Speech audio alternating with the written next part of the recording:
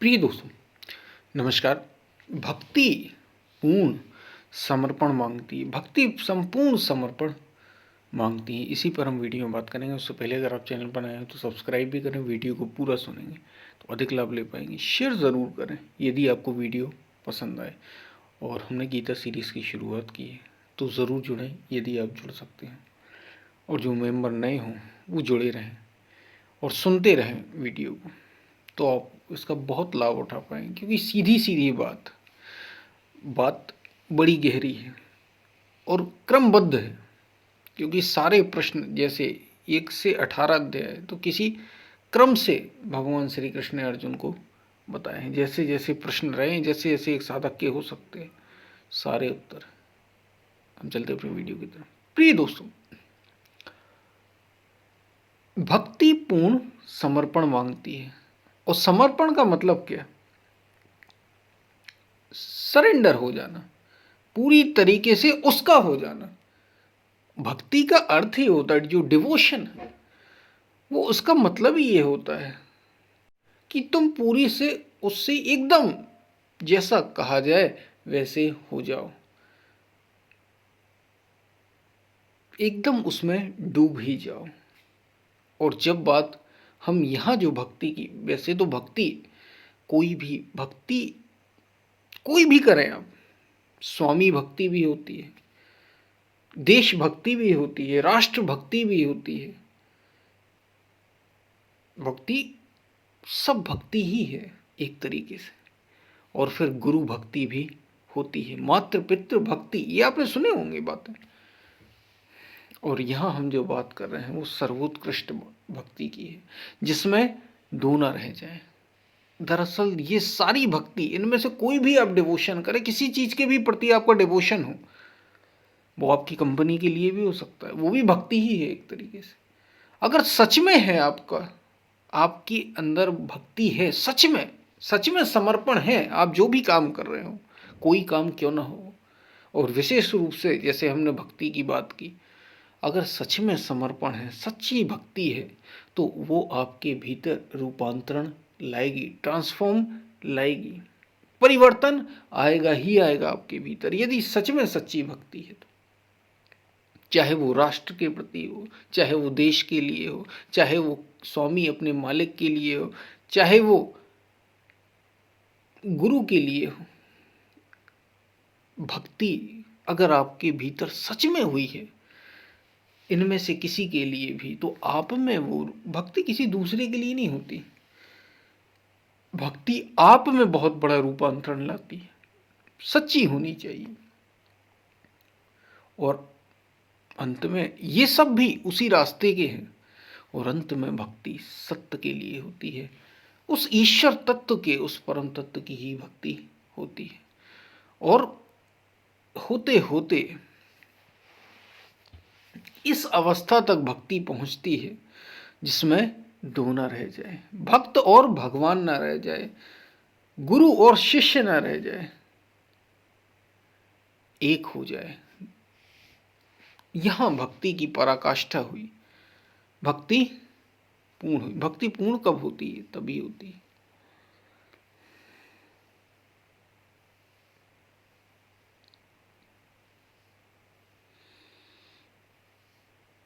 तो विभक्ति यानी बटे बटे होना, विभाजित हो जाना, और भक्ति यानी जुड़ जाना। भक्ति इसलिए हम कह रहे भक्ति पूर्ण समर्पण मांगती है। और जब हम कह रहे सत्य के लिए भक्ति, या ईश्वर की भक्ति, या परमात्मा की भक्ति, जब हम भक्ति की इस स्तर तक बात करते हैं, परम से एकाकार हो जाना या सत्य से एकाकार हो जाना, जब भक्ति यहां तक पहुंचती है तो फिर सारा अज्ञान समाप्त हो जाता है। इसलिए हम कह रहे भक्ति पूर्ण समर्पण मांगती है, सरेंडर हो जाना, पूर्ण समर्पित हो जाना।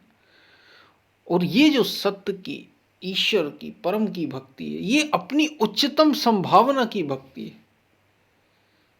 और जब आप इसके प्रति समर्पित हो जाते हैं, जब वास्तव में जो आप हैं उसके प्रति समर्पित हो जाते हैं, तो आप वैसे ही होते चले जाते हैं। पता है, लोग दुखी क्यों हैं? उसका बहुत बड़ा कारण आपको पता है क्या है? क्योंकि वो भक्त हैं, भक्ति करते हैं वो। हम सब भक्ति करते हैं। अगर हम दुखी हैं तो हम सब संसार की भक्ति में लगे हुए हैं। दुनिया की भक्ति करोगे, अगर तुम माया की भक्ति करोगे तो माया ही तो पाओगे। अगर तुम राम की भक्ति करते तो तुम्हें राम मिलते। हमने भक्ति राम की ही नहीं तो राम मिला भी नहीं। दुविधा में दोनों गए, माया मिली ना राम। हम दुविधा में ही फंसे रहे, करें किसकी ना करें। हम इसी दुविधा में ही जीवन को बिताते चले गए और दुविधा में तो दोनों गए, दोनों चले जाते हैं। माया तो जाना ही थी, ये मिल भी जाएगी तो भी नहीं कुछ मिला। संसार यही तो है, यहाँ जो भी मिल जाता है उसे यही लगता है कि कुछ मिला नहीं, जो मिला वो पूरा नहीं। और जैसे नहीं मिला जो मिलना चाहिए था, दुविधा में दोनों गए, माया मिली ना राम। जो मिल सकता था वो था राम, वो थे राम। थे क्या, कोई व्यक्ति थोड़ी थे। आपके ही भीतर वो जो परम संभावना बैठी है वही राम।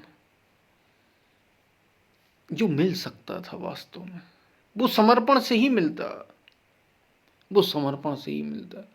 वो भी नहीं मिला, वो भी छूट गया। दुविधा में दोनों गए, माया मिली ना राम।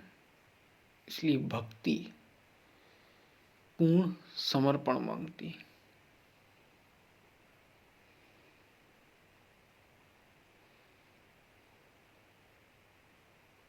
विभक्ति यानी बटे बटे विभाजन, और भक्ति यानी पूर्ण समर्पण, एक हो जाना, सत्य से एक हो जाना।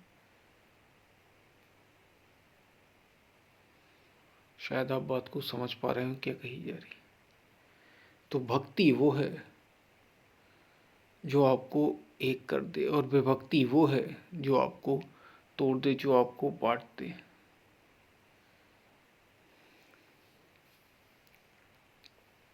और भक्ति इसलिए हम कह रहे हैं कि भक्ति में पता है, तीन संतों ने सुझाए, तीन प्रकार के भक्ति के ही रूप। एक वासना जो आपको आम संसार में देखने को मिलती है। वासना जैसे स्त्री की पुरुष के प्रति, पुरुष की स्त्री के प्रति, बड़ा साधारण सा उदाहरण है। काम का रूप जो शरीर के तल पर होता है, जो शरीर के तल पर होता है, वासना का रूप। अब वो चीजों से भी हो सकता है, वो लोगों से भी हो सकता है। ये सबसे निम्नतम तल है, शरीर से मिलने की कोशिश करना। अगर आप संबंध की बात करते हैं ना, तो ये जब भक्ति को गिना जाता है तो इसके तीन चरण गिने जाते हैं। एक तो ये संबंध जो शरीर का जुड़ता है, स्त्री और पुरुष का संबंध, जो हम वासना, जिसको संसार में काम कहते हैं, काम वासना, ये सबसे निचले तल पर होती है। ये शरीर का तल है, चेतना में सबसे निचला शरीर का तल। और जब ये जो आकर्षण होता है, ये जो प्रेम होता है, जिसको संसार में हम प्रेम कहते हैं, लगाव कहते हैं, जिसको हम प्यार कहते हैं, दो के बीच में होता है, इससे व्यक्ति जुड़ता नहीं, अधूरा का अधूरा रहता है, और ये पूरी कभी होती नहीं। दूसरा तल जो आता है वो आता है मन का। समर्पण शरीर के तल पर इन दोनों में होता है, जब सबसे हम निचले की बात कर रहे हैं, लेकिन वो शारीरिक ही होता है। जब और समर्पण गहरा हुआ तो यही समर्पण जब मन के तल पर हुआ तो इसको प्रेम कहते हैं। जब आप किसी को अपने मन में बैठा लेते हैं, ये तो शरीर में बैठा लिया आपने, शरीर से उसके प्रेम किया, जब और गहरे पर पहुंचे और मन तक ये बात पहुंची, चाहे वो कोई स्त्री के लिए पुरुष की हो या पुरुष के लिए स्त्री की, तो ये जब वो मन के तल, जब वो चेतना इस स्तर तक पहुंची कि वो प्रेम में बदल गया, वो जो शारीरिक आकर्षण था वो प्रेम में बदल गया, तो फिर तुम्हें शरीरों की ज़रूरत नहीं रहती, फिर तुम्हें स्त्री पुरुष की भी ज़रूरत नहीं रहती। फिर कोई कहीं भी हो तुम उससे प्रेम करते हो, जिससे तुम चाहते हो उसे तुम प्रेम करते हो। फिर ये नहीं होता कि वो हमारे साथ ही रहे तभी प्रेम होगा, नहीं, वो दूर भी है तो भी प्रेम है, तो भी हमें प्रेम है, कहीं भी हो हमें प्रेम है। और फिर किसी स्त्री, ऐसा नहीं कि आप पुरुष हो तो स्त्री से ही होगा, या आप स्त्री हो तो पुरुष से ही होगा, नहीं, वो पुरुष का, वो पुरुष पुरुष से भी हो सकता है, पुरुष स्त्री से भी हो सकता है, वो जानवर से भी हो सकता है, किसी से भी लगा हो सकता है। ये प्रेम मन के तल पर, जब चेतना और ऊंची उठी और द्वैत ही मिट गया, अभी भी मन से भी हो तो भी दो तो बने ही हुए हैं, जब और ऊपर उठे और ये चेतना एकाकार हुई, जिससे जुड़ना चाहते थे उससे जुड़ गए, संपूर्ण समर्पण आया भक्त, तो भक्ति पैदा हुई, तो भक्ति प्रकट हुई। फिर दो नहीं रह गए, प्रेम गली अति सांकरी, या प्रेम शब्द की बात है लेकिन है भक्ति। जा मैं दो न समाए, जब मैं था तब हरि नहीं, अब हरि है मैं नहीं। तो वासना, काम वासना, फिर वो प्रेम, और फिर वो भक्ति, जहां दो न बचे। इसलिए भक्ति में कोई अनुभव करने वाला और कोई अनुभोक्ता, जो जिसका अनुभव हो रहा है और जो अनुभव कर रहा है, ये दो नहीं रह जाते, एक ही हो जाता है। शायद आप बात को समझ पा रहे हैं क्या कही जा रही।